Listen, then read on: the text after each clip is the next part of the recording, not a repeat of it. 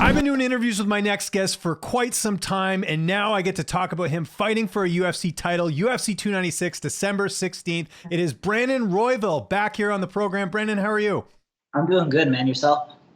I'm doing great. Not as good as you, though, man. Congratulations on getting this title shot. We didn't really know what was happening with the title for quite some time. We, of course, found out Wednesday night. Dana White put the video out. When did you find out? When was this confirmed? Wednesday. It was Oh, really? Wednesday. Okay. Wow. So just like the rest of us, kind of. Yeah, exactly. I didn't get to tell anybody. I was like sitting on the news for a while. And I was kind of waiting for the contract before I was like for surely gonna say anything. But the contract came before, or the announcement came before the contract came. So Wow. it was kind of like, yeah. Everybody kind of found out at the same time, and I was like quickly calling a couple people. I'm like, yo, I need to tell them before they find out on Instagram or something like that, you know. So it was just one of those like moments where it was like I wanted to sit on it until was like for surely settled in and all that stuff. But I knew about it about like 2 p.m. or 3 p.m. on Wednesday. Nice. Who was the first person you told? My parents. My Nice. dog. What was that Actually, reaction like? Because your like, dog. bro, Okay. So the dog. Did they now? What was the reaction from the dog? Did he nod? Did he do anything? I was like, oh, you're dumbfounded too, huh? Yeah. All right. Yeah. Like, I set my dog down. I'm like, bro, we're about to win a belt. You know that, right? He's all. Good. He's got some confidence because I'm sure you will be the underdog anyways. So there's a little play on words. But your parents, you talked about it there. What was that conversation like? Because I know I know your parents have always supported you and kind of helped you pursue this career as well. What was that conversation like? Telling him you get to fight for a title. Yeah, it was cool, man. It was I feel like the last time I had like good news for them like that was when I told them I was getting signed to the UFC, where I sat them both down and. Yeah. So they actually had my dog because I was in Vegas all last week for the fights and then for the Contender Series and for other stuff. So I went to go get my dog from them and then sat him down and then I was like, so this just happened and then they just like they're excited. They're excited as I was. It was just kind of crazy. Were you worried at all that Amir Albazi was going to get the shot? There was some talk of that, I know, before this got booked. No, I knew he wasn't going to get the shot. I was worried Moreno was going to get the shot. I knew Amir Albazi wasn't even part of the conversation, to be honest. No offense to him, but I knew from like what Jason was telling me and other people were telling me that like Amir Albazi wasn't even being considered. It was just between Moreno and I.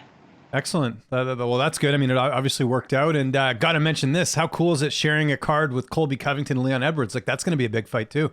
Yeah, straight up. I was just hoping as much big names as possible on that card. I was pretty positive. I knew I was going to get the title shot probably like a month ago or like so. Like, I was pretty positive it was going to be me. And then I was just like, I want the date to be at the T-Mobile Arena. And then I just wanted as many big names as possible because I feel like Pantoja and I don't have the biggest following, to be honest, but we're two of the most exciting fighters in the UFC. So it's like once you guys get eyes on us and see how we fight and what we do is like, then the following's bound to happen, you know. So I just wanted as many big names as possible. I was hoping Conor McGregor was on the card, O'Malley was on the card, and I could even be third down, fourth down. I didn't give a shit. I just wanted to be on that card, you know, and have eyes on me and get a little bit of those things where it's just like I can show the world what I'm capable of. The skill set that I bring to martial arts. I'm a full, complete martial artist. I feel like, once you get to the heavier weight classes, some of these dudes are just good at a couple of things, but it's like I'm good everywhere. Like I'm really good everywhere. I'm world class everywhere, and it's like then you can kind of, and then on top of that, I'm just a dog when I'm in there. You know what I'm saying? Like I fight my ass off, and so does Pantoja. So it's like I'm not one of these one trick ponies that are just tough. It's like I have it all. And then I'm also tough on top of that, and I bring that shit. So it's like it's one of those moments that's like if you get eyes on me, then that's what I need. All I need is more exposure and all that stuff. I feel like I've been on a lot of these undercards, a lot of these prelim fights, and it's like I haven't really got to see the exposure that I think I should have been, And it's like if you know that I can fight, But some of these guys are such casuals; they don't really know the real truth about it. Well, yeah, we're gonna see it on display. And by the way, at the time of recording this, it's not official, but it looks like maybe Stephen Thompson and Shavkat are going to be on that card too. So that's kind of that star power you were talking about, right? So they usually make that card pretty strong because it's the last pay-per-view of the year, right? Yeah, and I'm assuming there's going to be a bunch of big names on it. So, it'd be cool to be a co-main event. And then I was in Las Vegas all last week, and then I was in Las Vegas the Moreno and Pantoja fight, and it's just going to be cool to see me plastered all around the strip and all that stuff. And big time. Yeah. That's great. So this is a rematch. We do have to mention that. Obviously, you two fought in 2021, and obviously, you guys are both different fighters. Where would you say you've improved the most since you guys last fought? I know you're working on everything, but is there any kind of particular area you feel like, hey, going into this fight, I'm going to be a lot better? Yeah. I think more of what I improved in general and just all around is just my mindset as like a man. You know what I'm saying? I feel like when I was younger and I walked into the cage, I would rush everything, and it's like if you seen that first Pantoja fight, you see me walk out the second round, you're like, this fight's over. Brandon Royval got this shit. And like in my head, I was like, I have this shit won. Like I looked at him walk to the corner. I saw myself walk out that first round, the first minute of it. I'm piecing him up, and that fight was me for the taking. But that being said, is I feel like I got so immature and I wanted to rush things so badly that I put myself in a bad position and kind of watched myself sink from there. So if you look at some of my last fights, except for the Matt Schnell fight, where I just felt like me and him tapped gloves and he came running across swinging, and that was more on him and me not being able to get settled in right off the bat. And it was a minute. That was a minute fight, you know. But the other fights is just like you could see a little bit more maturity, me slowing things down.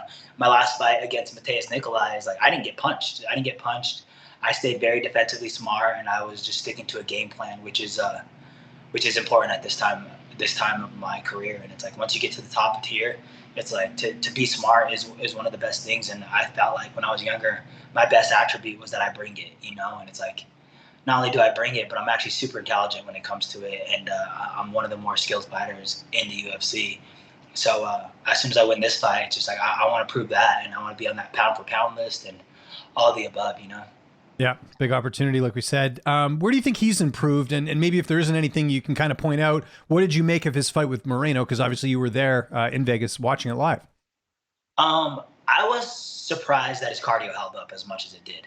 I felt like once the second round ended that Pantoja was going to kind of fade. And you could see it in him that he was like tired as shit, but he was able to push through. So I feel like maybe cardio-wise is probably one of his biggest improvements. And other than that, I think that's one of the more the beautiful part of what's going on between him and I is, you know, I've lost big moments in these fights. You know, I've lost a lot of big moments, even the Matt Schnell fight where it's like a minute long. I lost, I got dropped. There's a lot of things where I'm like, oh, I need to improve this. I need to improve this. Not to mention I have some of the best people around me right now. And it's like, I have people that are like, okay, this is what it is. This is where we need to improve. And it's like, sure, maybe we could win this fight with our skill set now. But it's like, no, we need to go improve this, and this if you want to actually be world class. So I think right now, Pantoja has been fighting the same way since he's been in the LFA. He's a bunch of right hands. I feel like he added a hook in that Moreno fight. But other than that, he's just spamming the right hand over and over, looking to find the back and looking to win that way. Where it's like the game plan's almost easier for me. And I've been in preparation for this man for a long time, you know, since him and Moreno got scheduled to fight. I knew I was the backup, so I'm over here preparing to fight both these guys. So I've had a lot of preparation for this and a lot of that stuff, you know. Not to mention too is I added a lot of jiu-jitsu to my camp. I train with the world-class jiu-jitsu people. I have Michael Liera that I train with on a weekly basis, and that guy's winning worlds left and right. He's amazing, and his team that he has out in Denver is amazing, and I'm blessed to be around them. Yeah, and you kind of got to my next question. Camp, is there anything different? Is it just business as usual? How are you sort of structuring things? I mean, we've got a lot of time, obviously. It's been kind of like a little bit the same. It's just I've been boxing this camp. I've been boxing these last few camps. And this is all stuff that I added from Pantoja, by the way, too, is I added boxing to my camps, and then I added jiu-jitsu to my camps. And it's like, I've said it, and it's just like, the reason I'm going to win this fight is because how he beat me last time. And it's like, if I was winning, I'd be still doing the same shit over and over again, maybe, and thinking that that's the recipe that works. But it's like, after he beat me, I noticed that I was stepping right in the middle after I hit my combos, step right in the middle, and it's like then I started finding ways to work with it. Then I started working with boxers, and I started boxing and all that stuff. And it's like, okay, these guys are so big off stepping off the line and getting off the, you know, using angles and all that stuff that it's like now that's how I fight permanently. And then same thing with the jiu-jitsu is like the jiu-jitsu at like Factory X is like I'm one of the top jiu-jitsu guys there. When I'm training with Michael Liera, I'm not even close to the top. Like this is all they do, you know. And it's like I'm training with actual specialists on a daily basis, not on top of just, you know, being a part of one of the best teams in the world and working with Mark Montoya, who's one of the best MMA minds in the world. Does it help as well? I know obviously his fights earlier, like, you know, Jonathan Martinez has got a fight coming up. You got a lot of teammates, I think, getting ready. So I'm sure, you know, at least everyone's in the gym. You know, it's not like people are on vacation or anything. Yeah. I always have my main training partners around. But yeah, it's more than anything. It's just, I feel like once this fight got announced, which is something I want to announce to the team personally, but it got aired before I was able to. Yeah. Thanks, Dana White, you know. Yeah. I'm kidding. Everybody got a fire lit under their ass, and I feel like so many people are wanting to help me specifically for this camp. So it's like I'm not a lackluster of partners right now. I'm 12 weeks out from this fight, so I need to be the trading partner. I need to be a better partner. So I'm a good look for Chris Gutierrez's opponent. Me and Jonathan Martinez have been meeting up every week in boxing, and like me and him been going rounds boxing for a straight hour, which which has been so fun and all that stuff. But yeah. So I get to be a training partner. I'm learning how to box right-handed, where I'm usually a southpaw. So I'm boxing right-handed, trying to be Adrian Yanez, and then I forget Chris Gutierrez's opponent. But today I was throwing ones, twos, trying to stay long, just fight like him. So I'm so far out from my camp. I'm just improving where I can, and then working with specialists on the side and doing what I can there too. You know, so it's going to be a fun camp. And then I do what they need right now, and vice versa. They're going to do what I need when it's time. Yeah, Gutierrez fighting Montel Jackson. I almost forgot about that too, but I looked it up there. What about the weight cut? Like, when does that start for you? Because I know it is a bit of a process, right? Yeah, it's going to be. I'm going to be super professional. Normally, I start 2 weeks out, 2 weeks, 3 weeks out before a fight. My last fight camp was I cut 16 pounds with the Pantoja and Moreno. I cut it in 24 hours, and I was like, I will never do that again. Normally, it's like 6 pounds, 5 pounds, whatever it is, nothing major. This time I cut 16 pounds, and I was walking on devil's door right there. I had Charles Stahl, one of the UFC PI, or one of the UFC dietitians, cut weight with me for 24 hours pretty much. Me and him were sitting there shooting the shit in the sauna and all that stuff. But like I said, it was a process, and I'll never come in that heavy again. I can't even believe I did that. I can't believe I made that mistake, Your corner, I guess you're still figuring that out, but I'm sure, Coach Mark Montoya, who do you believe will be in your corner? I know we still got a lot of time. I know my two right now for sure. My two lock-ins right now is Clay Matza and Mark Montoya. There we go. We're kind of ironing out the rest right now, but I'm sure I'll have 2 other ones in there too. How's this fight playing out on December 16th? What's your prediction? I'm going to knock him out. Or I want to drop him and then submit him. One of the two. Who do you think will get the winner of this fight?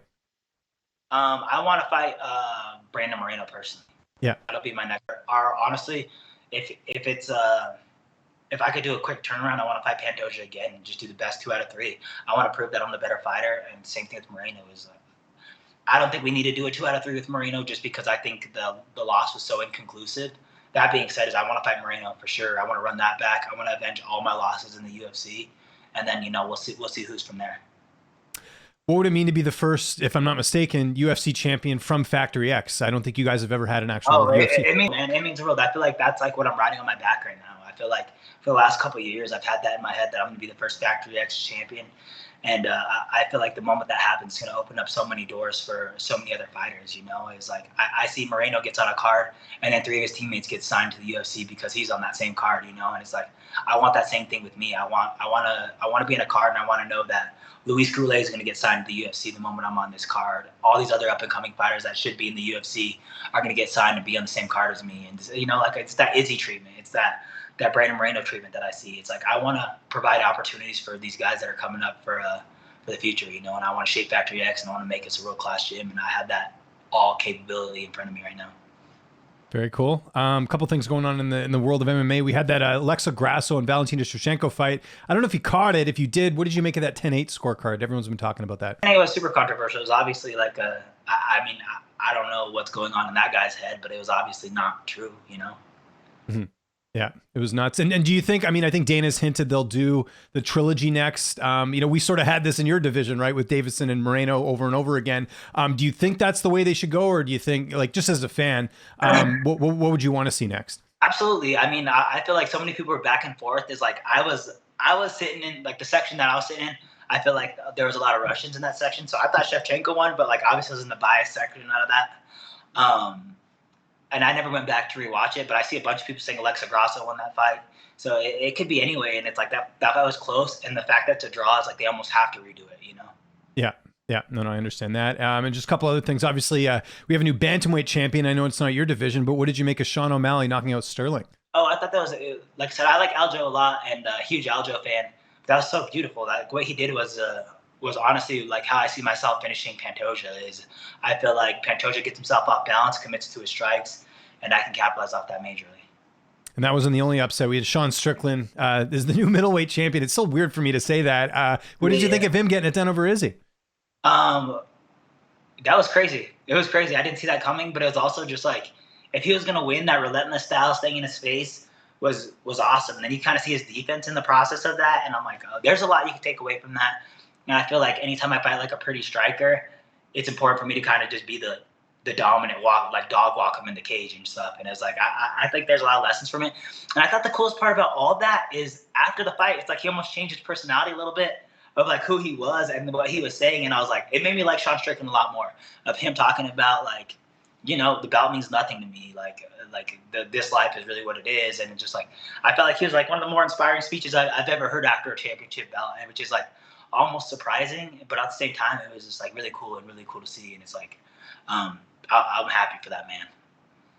What's downtime looking like right now? I know you're hanging out with your girl. I know you're probably getting a little bit of naps here and there. I know you don't watch as much hockey as you used to, but obviously the Avs will be back. The season is getting underway. What's downtime looking like? Downtown, I mean, I don't have much downtime. I feel like I do a lot of like working with some kids at the Dream Center. I'm trying to run like a boxing program at this cool place called the Dream Center. And then today I'm going to a wedding, so I got to kind of get up right now. So, you know, it's hard for me to look pretty, so we're working on it. There you go. Well, I don't want to make you late for the wedding, Brandon. Thanks so much for doing this. Maybe we'll link up closer to fight time and see how camp went and all that, because we still got a lot of time, December 16th. In the meantime, though, if there's anyone you want to mention, any sponsors, I see you got the EAP Glass hat on. Got to shout out the sponsors there. Any social media? EAP Glass at all times, man. They're the best sponsors I've ever had, and they've been taking care of me the moment I got signed to the UFC. So I appreciate them, man. And then I'm good on the other side. Thank you very much.